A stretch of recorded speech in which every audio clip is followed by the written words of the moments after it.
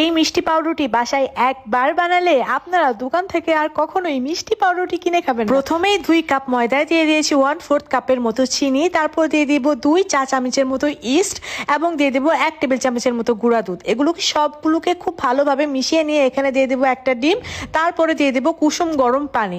এখন কুসুম গরম পানির সাথে খুব ভালোভাবে ময়দাগুলোকে মাখিয়ে খুব সুন্দর একটা ডো বানিয়ে নেব। আমি 5 থেকে 7 মিনিট মাখিয়ে নিয়ে এখানে 2 টেবিল চামচের মতো তেল দিয়ে এটাকে আবারও খুব ভালোভাবে মাখিয়ে নিয়েছিলাম।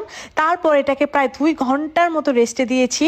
2 ঘন্টা পরে এটা থেকে বাতাস বের করে নিয়ে এর ভেতরে কিছু টুটি ফুটি দিয়ে ছোট ছোট 2টা রুটি বানিয়ে নেব এবং রুটির মাঝখানে আবারও টুটি ফুটি দিয়ে দেব। তারপরে এটাকে আবারও রেস্টে দিয়ে দেবো আধা ঘন্টার জন্য এবং আধা ঘন্টা পরে জাস্ট ছুরি দিয়ে একটু ডিজাইন করে দেবো এবং উপরে আবারও অনেকগুলা টুটি ফুটি দিয়ে উপরে কালারের জন্য ডিমের কুসুম ব্রাশ করে দিয়ে 160 ডিগ্রি সেলসিয়াস প্রি হিটেড ওভেনে এটাকে বেক করলেই তৈরি হয়ে যাবে দারুণ মজার নরম তুলতুলে মিষ্টি পাউরুটি, যেটা খেতে অসম্ভব মজা।